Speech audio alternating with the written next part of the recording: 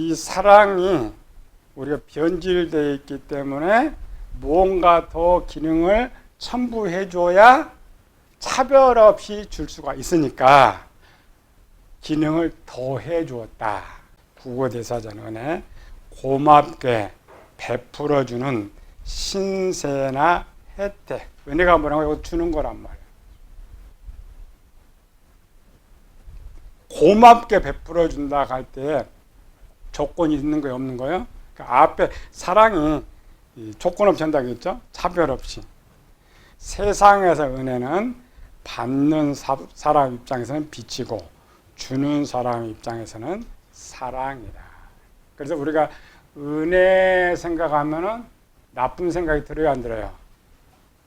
안 들어. 아, 주는 것이구나. 그렇다고 해서 우리가 은혜를 모르면 또 안 되는 거죠. 그냥 줬으니까 이렇게 생각하면 안 돼. 성경, 사랑, 나누거나 베품에 있어서 목적, 조건, 계산 없이 주는 것. 로마서 3장 24절, 그리스도 예수 안에는 속량으로 말미암아 하나님의 은혜로 값 없이 의롭다 하심을 얻은 자 되었느니라. 그러니까 은혜가 뭐를 지금 가르쳐 주는 거예요. 따로따로 띄면 안 돼. 은혜 띄고 값 없이 이렇게 띄면요. 은혜가 뭐냐? 값 없이. 에베소 2장 8절, 너희는 그 은혜를 인하여 값 없이 믿음으로 말미암아 구원을 받았으니. 그래 쉽죠. 은혜로 인하여 믿음으로 구원을 받았다. 이 말이 뭔 말인지 몰라. 은혜가 값없이 하나님 사랑 받았으니 이것이 너희에게서 난 것이요 하나님의 선물이라. 그래서 일반은 은혜라고 할 때 은혜가 여러 가지 있어죠. 은혜는 선물이다. 은혜의 뜻을 잘 살리기 위해서 선물이란 말 써요. 은혜가 선물이다. 선물은 언제 줘요? 내가 더 좋은 거 받으려고 줘요? 내가 기분이 좋아서 상대방 기쁘게 하게 주는 것이 선물이에요. 그 은혜입니다. 그래서 하나님께서 우리가 주는 모든 걸 은혜라고 말해. 왜 은혜라고 말해요? 하나님 기뻐서 주는 거예요. 어떤 걸 받기 위해서 주는 것이 아니고 은혜와 은사를 논할 때 다르죠. 여기 말하는 이 은혜는 하나님께서 주시는 모든 것을 은혜라고 해. 은혜가 이제 문장에 따라 다르게 해석됩니다. 그러나 지금 말하는 이 은혜고 하나님께 주신 모든 것을 은혜라고. 은사는 뭐냐? 은사는 두 개의 용어입니다. 이렇게 읽으면 돼. 이거는 은혜, 사역 이렇게. 은혜는 은혜가 커, 은사가 커. 은혜가 커요. 그러니까 은혜 안에 은사가 있는데 은혜는 우리가 이제 신학에서 두 개 나누죠. 일반 은혜하고 특별 은혜. 이 특별 은혜 속에 은사가 있어요. 요거는 세상 모든 사람. 세상 모든 사람이 주는 것이고 특별 은혜는 자녀들에게만 줘. 은사는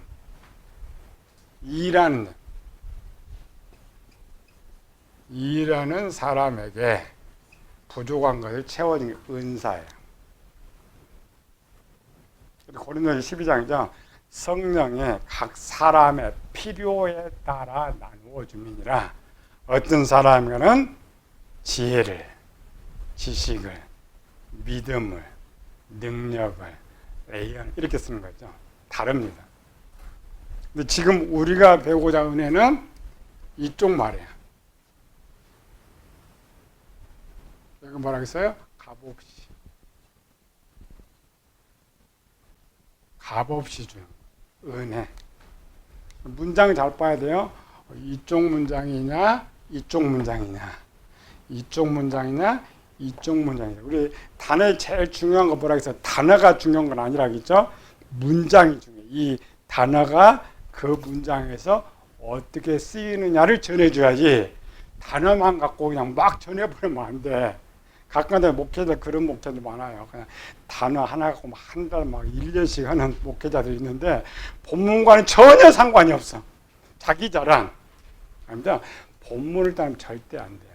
1년을 해도 본문에 그걸 계속 파헤쳐 줘야지 본문과 떨어진 거 이미 그 단어는 쓸모가 없어. 성경에서 은혜는 하나님께서 피조물인 사람이 주는 모든 것을 은혜 또는 선물이라고 한다. 그러니까 하나님께서 주실 때는 은혜다, 선물이다. 용어가 똑같습니다.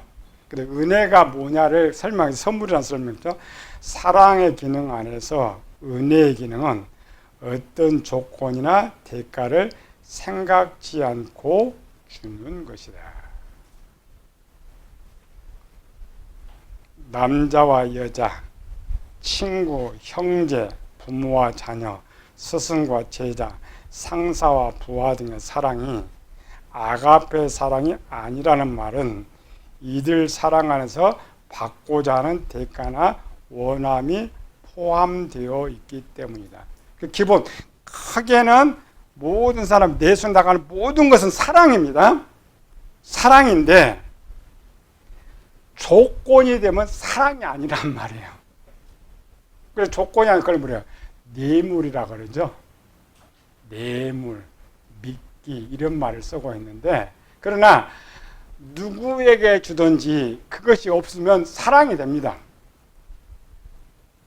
죄로 인해 마음 안에 욕심이 들어온 이후에 부모가 자식을 지극히 사랑한다 해도 그 사랑 안에는 자녀가 성장하면 내가 베풀어준 사랑을 갚을 것이라는 생각이 남아있으므로 그 사랑은 은혜가 되지 못한다.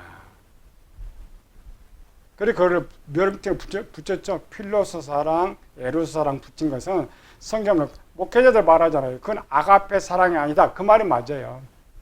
그러나 원래 그렇게 됐을 때는 사랑이 아닙니다.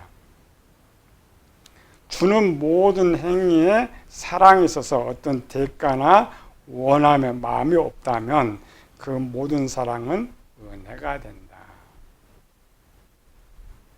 사랑이 되기 위해서 성경에서 말하는 사랑이 뭐냐?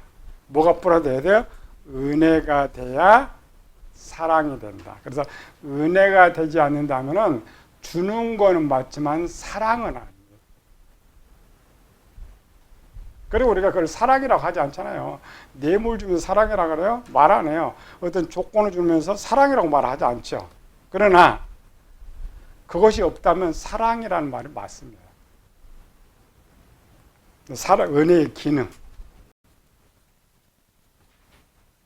추가를 했다 그랬죠? 사랑에다가 플러스 은혜의 기능을 만들어 줬는데 이 은혜의 기능이 무엇이었느냐? 은혜의 기능 성경에서 은혜가 몇 번 나오죠? 291구절.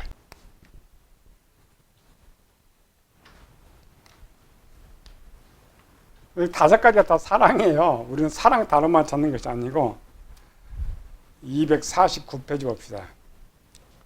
구약에서 은혜는 쌍방 주고받는 내용을 담고 있으며 신약에서는 주로 예수님께서 주시는 은혜로 구원의 내용을 담고 있다. 은혜가 하나님께만 쓰이는 이유, 예수님께만 쓰이는 이유가 뭐냐를 이제 보는 거죠. 뭐예요? 사람은 항상 조건이 있으니까 은혜라고 할 수 없어요. 그러나 실제 은혜예요. 그래서 성경에서 사람 앞에 은혜, 물론 각각다 있어요.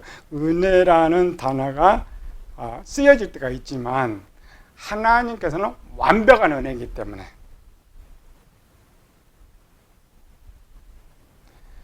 사랑의 기능에서 사랑은 주는 것을 말하며 은혜는 하나 더 값없이 조건 없이 대가를 바라지 않고 주는 것이다. 값없이.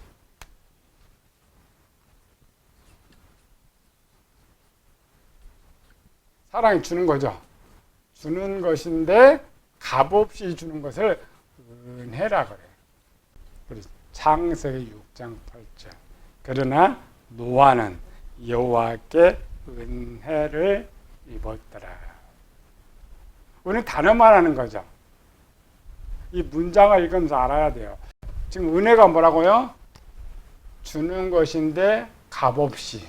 이거 하나 플러스 있죠? 차별 없이. 차별 없이 주는데 값없이 줬다.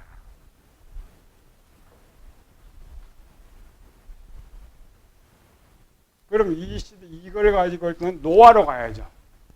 왜 그런 말을 썼느냐? 그럼 노아는 설교할 때 은혜 받을 만한 사람이었느냐?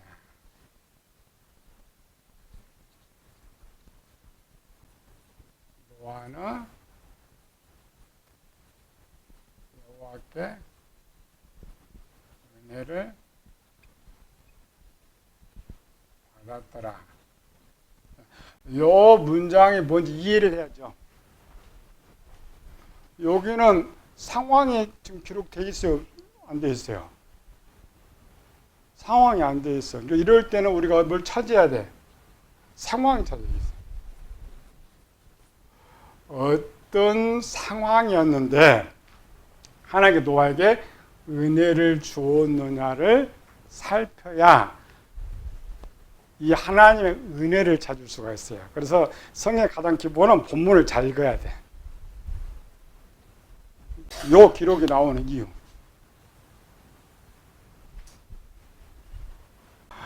자, 1절에서부터 계속 나왔죠.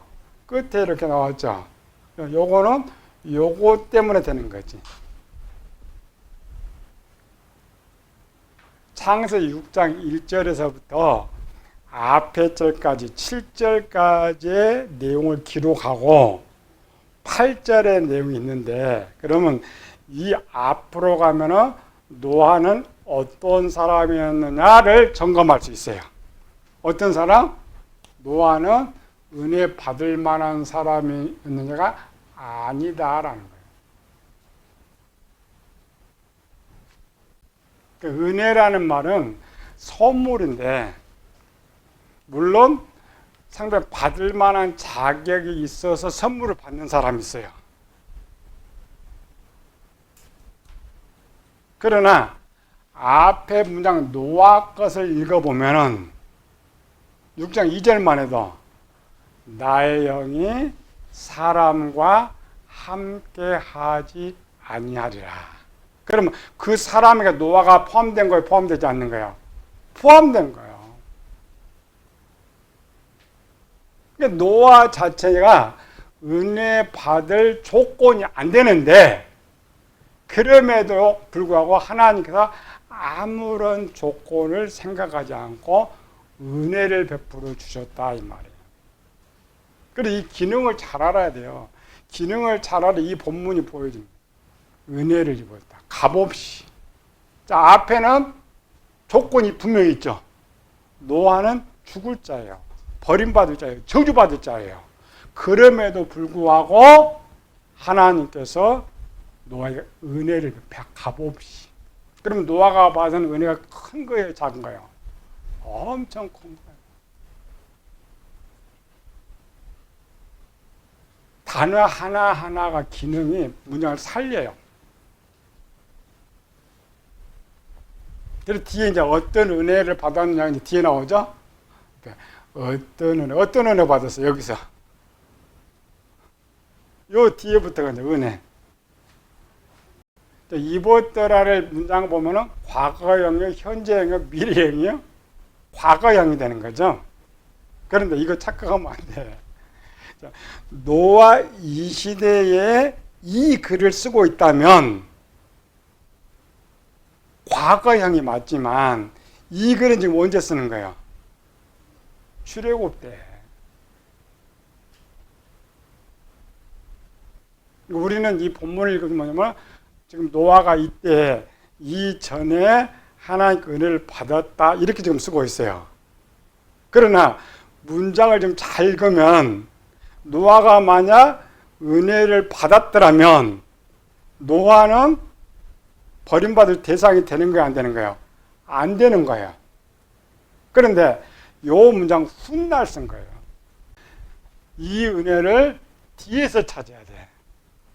앞에서 찾는 거야. 앞에 노아가 무슨 은혜를 받고 500년 살았느냐가 아니라 500세 될 때에 하나님 볼 때 은혜 받을 자격이 안 됐는데 어떤 은혜를 베풀었느냐. 문장은 과거형이지만은 아닙니다. 미래형이에요. 무슨 은혜 받았어요? 내가 잠깐 모든 다 쓸어버려. 다 쓸어버려.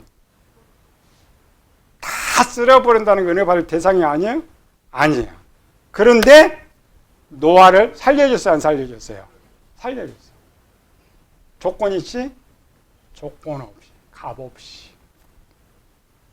하나님의 가장 큰 사랑입니다. 그리고 우리 계시록을 쭉 여러분 동영상 줄 거 보면은 그러죠. 하나님의 사랑은 노아가 이때는 사랑받을 사람이 아니에요. 하나님께서 지금 뭐냐, 사랑받을 사람으로 만들어줘. 만드는 것을 방주로 비유하죠. 만들어 놓고 7장에 와서 7장이가 은혜입니다. 뒤에라겠죠. 이 시대가 내가 의로움을 보았으므로 너를 구원해 준다. 그 은혜란 말이에요. 근데 우리는 앞에 걸 찾아버려. 왜? 단어가 과거형으로 되어 있기 때문에 그 당시 썼다고 생각한단 말이에요. 그렇지 않아요. 지금 출애굽한 이스라엘 백성들에게 결과로서 쓰는 거예요. 이렇게 은혜 받지 못할 저 노아를 살려준 것처럼 지금 출애굽한 너희는 은혜 받을 사람이냐? 또 아니에요. 결국 결론 나오죠. 광야 40년 다 죽을 수밖에 없는 저들에게 은혜를 베풀어줘. 이거를 설명해 주기 위해서 노아가를 썼던 거예요. 니네가 뭐 야곱의 후손이기 때문에 내가 약속받은 자이기 때문에 내가 그래서 너희를 구원해 주느냐? 이게 아니라는 거예요. 노아처럼 죽을 수밖에 없는 너희지만 그래서 노아처럼 은혜를 베풀어 주는 것을 너희가 깨달아라. 그걸 알기 위해서 성경을 쓰고 있다. 노아 편에서 은혜를 제일 잘 설명할 수가 있어요. 우리는 노아와 같죠. 특별히 이방인들은 구원받을 자격이 원래 없는 사람이에요. 우리는 대타죠. 이스라엘 백성들이 이 죄를 지음으로써 우리에게 은혜를 베풀어 있는 창세기 18장 3절에 내 주여 내가 주께 은혜를 입어싸우며 원하건대 종을 떠나 지나가지 마소서. 누가 말하는 거예요? 아브라함이 우리 하나님께 말하는 거죠. 원래 신앙인들이 그래요. 과거와 현 신본주의 시대와 우리 시대의 다른 점은 신이 주인이니까 모든 거는 신이 주었다 그래요. 신이 주었는데 신은 뭘 바라지 않는다. 그걸 은혜라고 말하는 거죠. 오늘 인본주의 시대는 그렇지 않죠. 어떤 조건 속에서 우리가 있기 때문에 뭘 잘해야 신이 뭘 준다. 이렇게 생각하는 것이죠. 창세기 19장 19절을 봅시다. 종이 주께 은혜를 입었고 주께서 큰 인자를 부사 내 생명을 구원하시오나 내가 도망하여 산까지 갈 수 없나이다. 두렵건대 재앙을 만나 죽을까 하나이다. 이 노시마라는 주께 은혜를 입었고는 노아와 똑같죠. 노 자체가 구원받을 수 있는 사람이었느냐.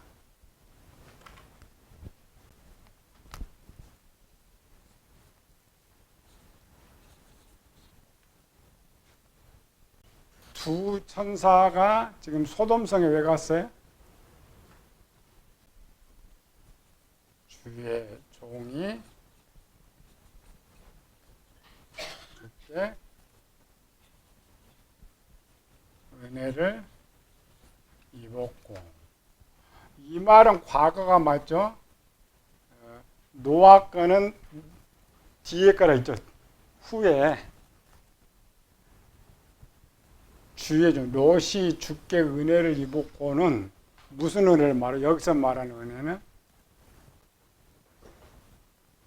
우리는 지금까지 뭐 했냐면은 그냥 단어로 그냥 은혜라고 이렇게 단어로만 읽었는데 이 기능 문장을 알면서 읽으면 성경이 읽혀진다니까. 구천사가 소돔성을 뭐하러 간 거예요? 노아도 구원의 대상이었다고 아니었다고? 대상이 아니었다 그러죠.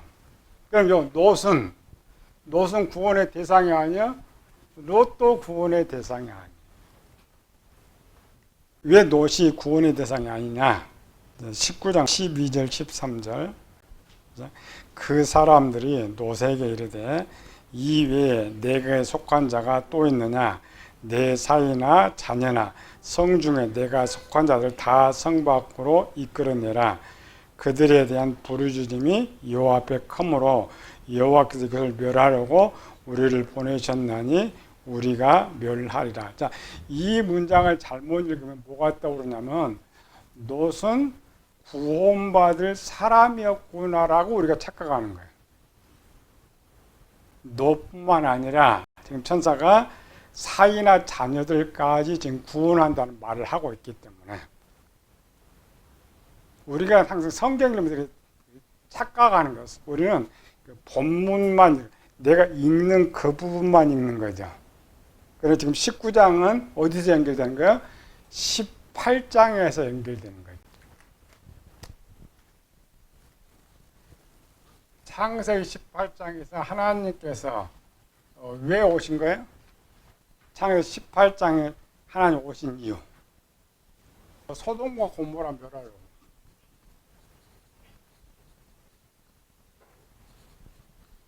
심판하시고.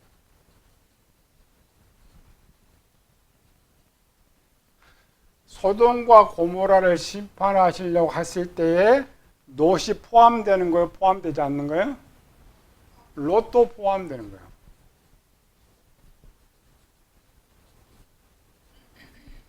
그런데 이런 문장은 성경에 없는데 우리가 어떻게 알 수 있느냐? 요 노아 때가 있죠.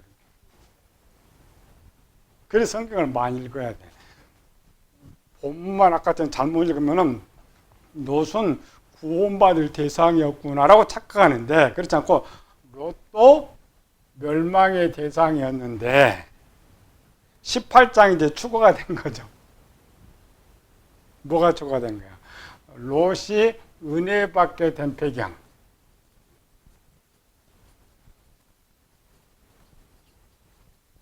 롯이 은혜받게 된 배경이 어디서 18장에서 뭐라고 했어요? 여기?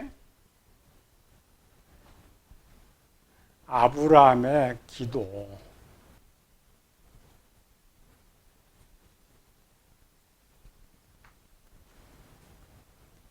그래서 18장이 앞에 있는 거예요. 만약 18장이 없었다면 19장만 있었다면 상황이 다르죠. 이걸 은혜라고 할 수가 없어요. 19장만 있으면.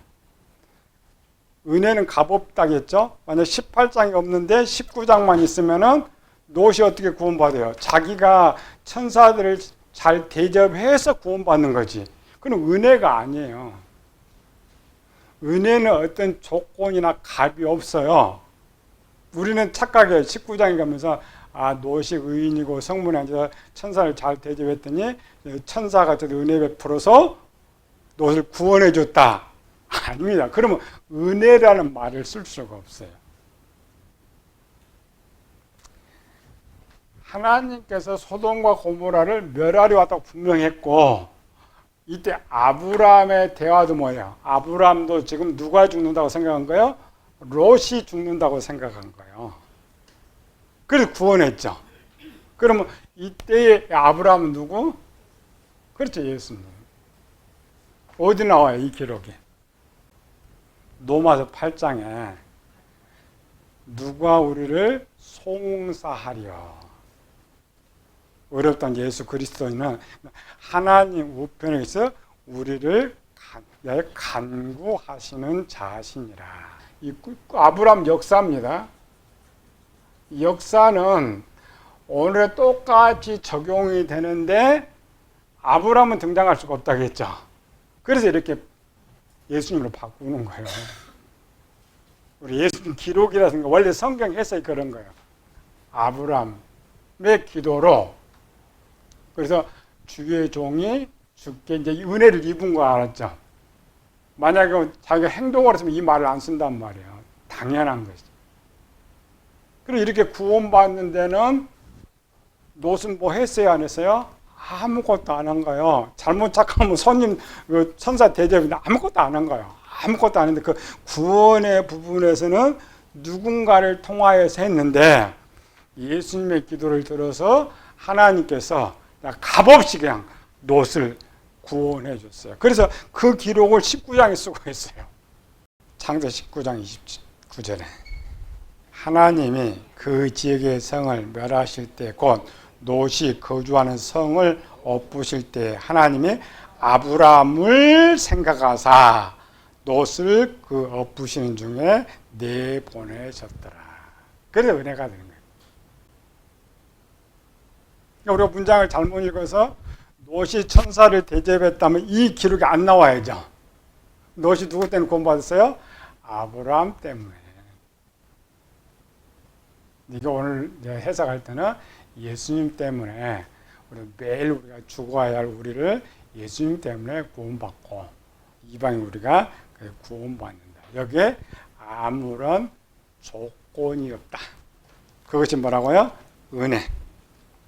출애굽기 12장 26절 여호와께서 애굽 사람에게 이스라엘 백성에게 은혜를 입히게 하사 그들이 구하는 대로 주게 하심으로 그들이 애굽 사람의 물품을 취하였더라. 그래서 여기 은혜도 이스라엘 백성이 잘해서 받아가는 거예요?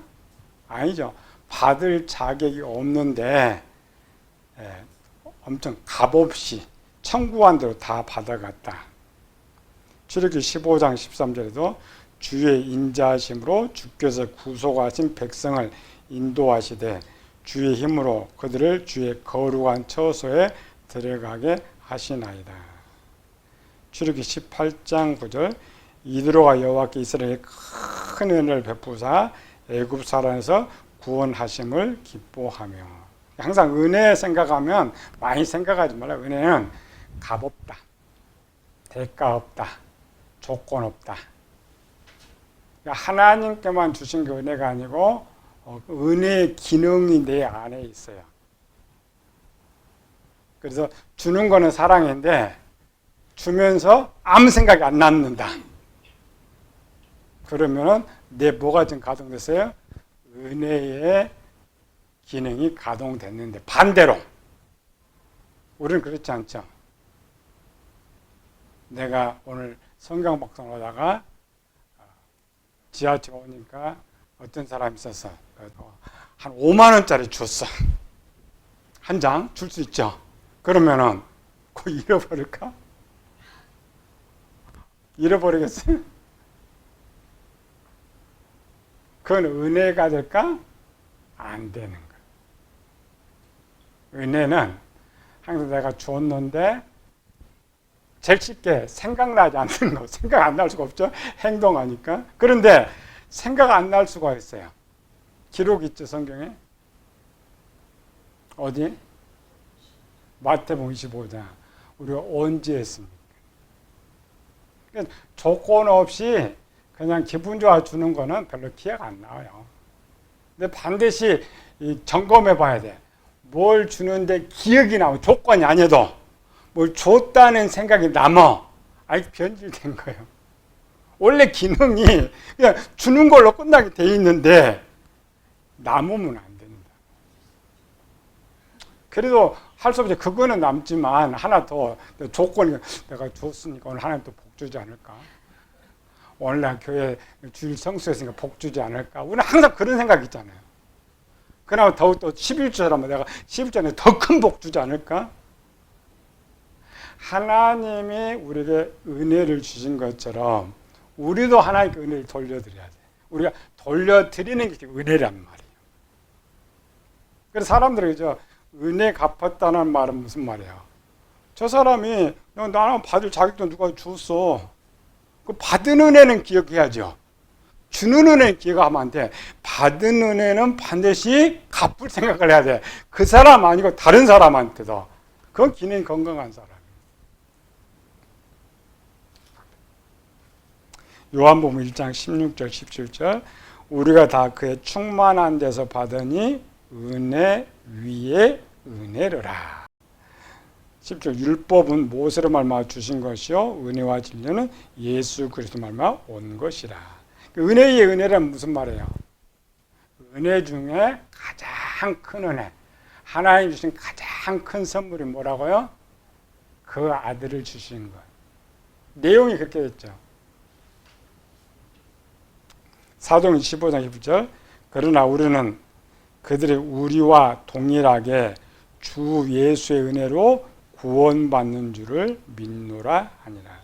그래서 에베소서는 우리가 받는 구원이 은혜라겠죠. 이게 너의 행위에서 난 것이 아니다. 값없이 주어지는 것이기 때문에 결과를 바라는 것은 은혜라고 할 수가 없다. 기억이 남는 것도 은혜라고 할 수 없다. 지금 하나님은 우리에게 요구하신 사랑은 은혜인데 기억이 남고 뭘 바라보면은 사랑은 했어. 하나님이 말씀하는 성경의 사랑, 아가페 사랑 아니라는 거야.